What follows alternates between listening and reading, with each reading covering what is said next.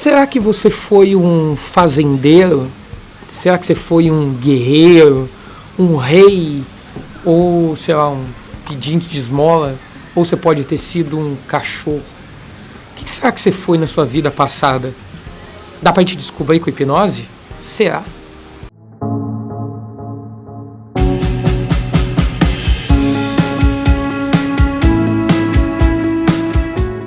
Quando eu era criança e eu via hipnose na televisão, eu via...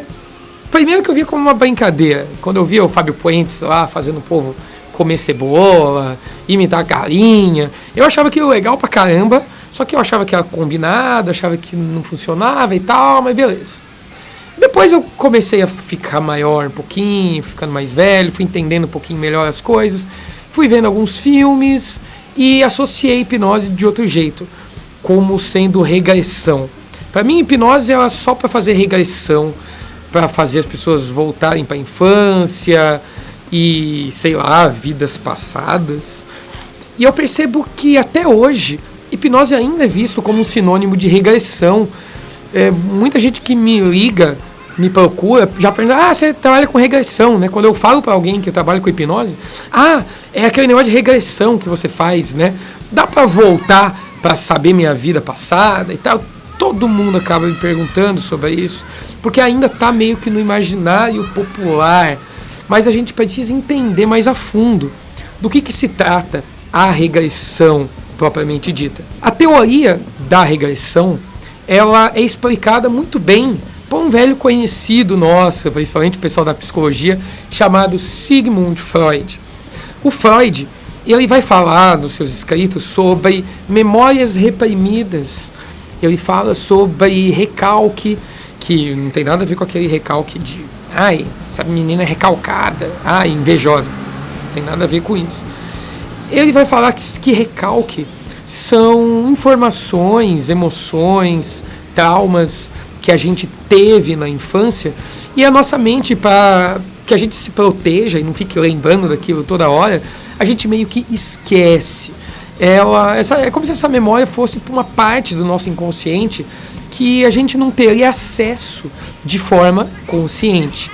O Freud, ele divide na teoria dele nossa mente em 3 instâncias: o consciente, o pré-consciente e o inconsciente. Para a gente entender rapidão como que funciona a diferença de um para os 3, imagina que a nossa mente ela é representada por uma televisão. E o nosso consciente seja o canal que a gente está assistindo naquele momento. Então eu sei o que está se passando ali, porque eu estou vendo. Ou seja, o consciente é responsável por saber onde que eu estou agora, o que eu estou fazendo, o que eu estou falando. E então é aquilo que a minha parte operacional está trabalhando com mais afinco agora. O nosso pré-consciente é como se fosse aqueles outros canais que eu sei que tem na televisão, que eu sei como acessar, eu sei que é possível acessar, mas eles estão ali em stand-by agora, eu não estou assistindo aqueles canais.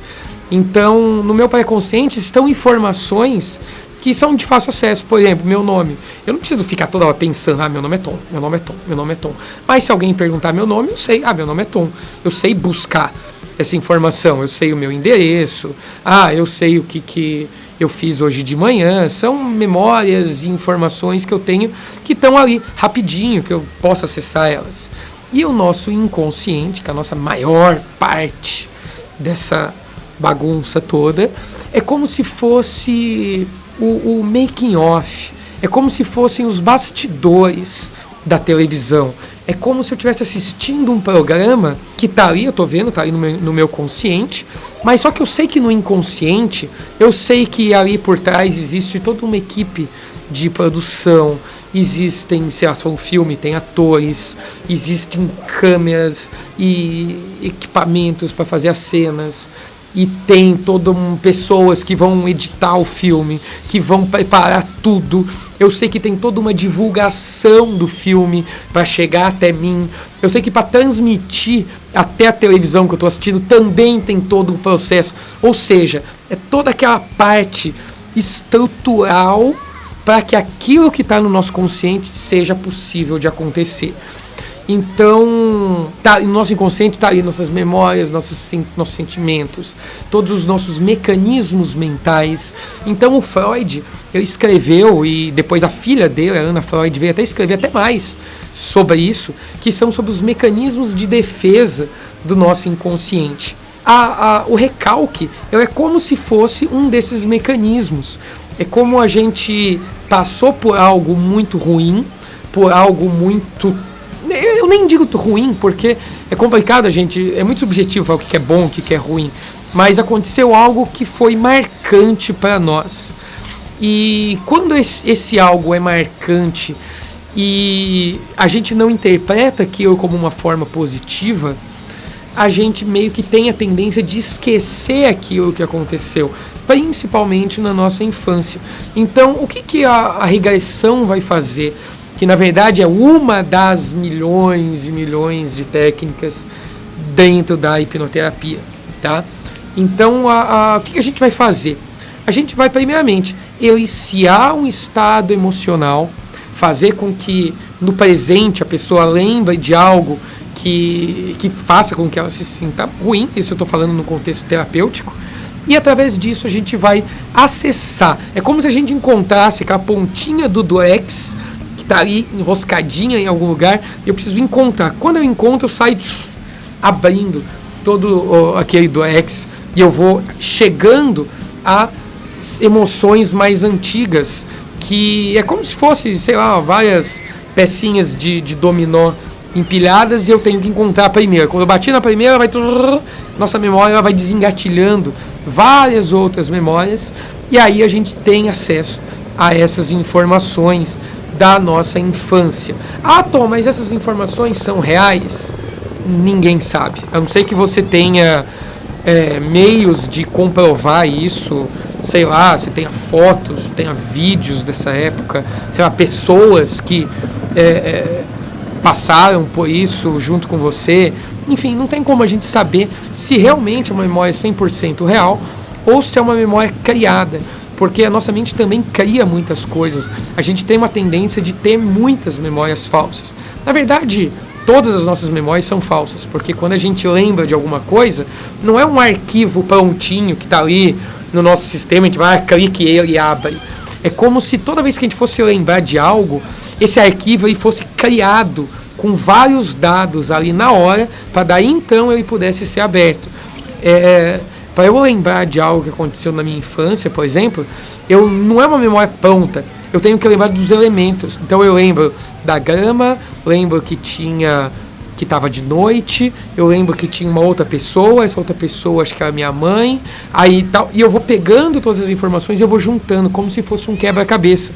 Então, nossas memórias que elas estão ali consolidadas, elas se quebram e se juntam várias vezes para a gente poder lembrar. E nesse meio do caminho, pode ser que a gente remonte essas memórias, só que outro pedacinho de alguma outra coisa entra ali no meio. Então entra esse outro elemento e cria-se uma memória falsa. Então, dentro da hipnose é possível a gente ter acesso a esses tipos de conteúdo, mas a gente precisa saber como que essas memórias funcionam.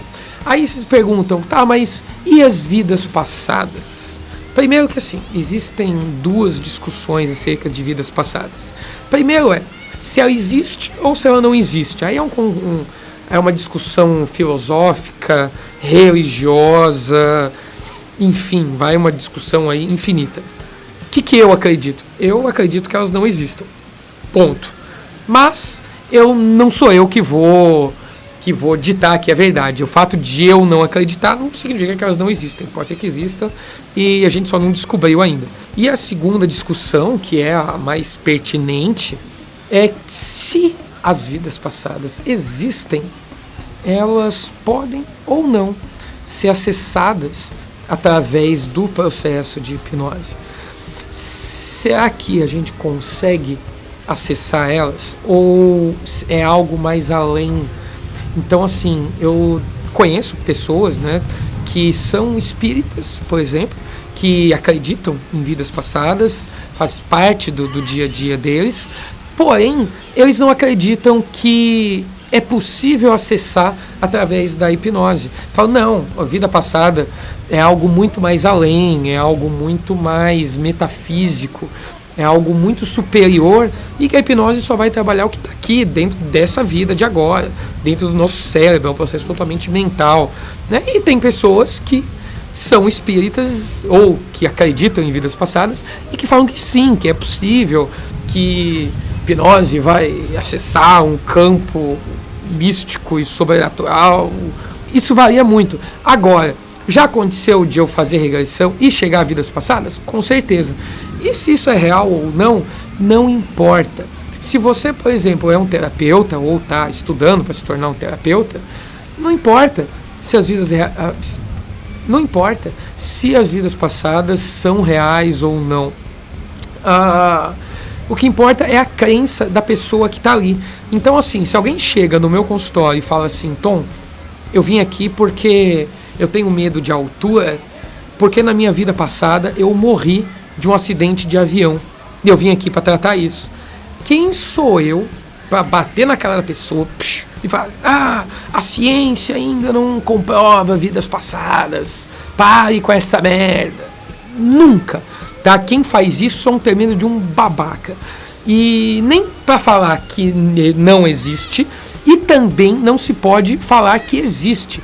Se você, como cliente, chega numa clínica e o terapeuta fala para você e fala assim, olha, seu problema está nas vidas passadas, e você fala assim, não, mas eu não acredito, eu acredito que é nessa vida mesmo.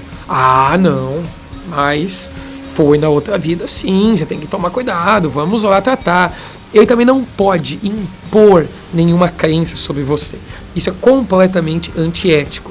Então, se chega alguém no meu consultório para tratar algo que ela afirma que é em vidas passadas, ou até mesmo se acontece de forma espontânea, como já aconteceu comigo várias vezes, de eu ir fazendo regressão, e a regressão nunca sou eu que falo para a pessoa, olha, volte aos seus 10 anos, volte aos seus 5 anos, porque eu não faço a menor ideia que aconteceu, às vezes nem a pessoa sabe, muito menos eu. Então, a estrutura de se fazer uma regressão tem uma técnica específica para se fazer isso de forma segura, para que não caia no que eu penso, né, para que eu não coloque as minhas crenças na vida da pessoa e também não implante memórias falsas. Então, o que acontece? Eu vou falando, volta até o momento que essa emoção surgiu na sua vida, por exemplo. E ela volta, sei lá, aos 8 anos. Aí ela fala que tem mais coisas para trás. E ela volta, e às vezes volta com 1 ano de idade, 2 anos de idade. E a gente não sabe se realmente é possível a gente ter memórias dessa época. Aí vai aumentando, a pessoa volta ainda mais e volta para dentro do útero. Sabe, e se essas memórias são realmente do útero, também não vão ser importantes. Terapeuticamente, não faz a menor diferença, porque a gente trabalha muito com metáforas. E nosso cérebro entende muitas metáforas. Inclusive, eu vou até fazer um vídeo falando sobre isso, porque é muito importante. Então, o que importa é o jeito que a gente interpreta essas memórias, e não se as memórias são reais ou não. Então, depois do útero, a pessoa continua voltando. E já teve pessoas que voltou em 1700 e pouco, e estava no meio de uma guerra, enfrentando inimigos.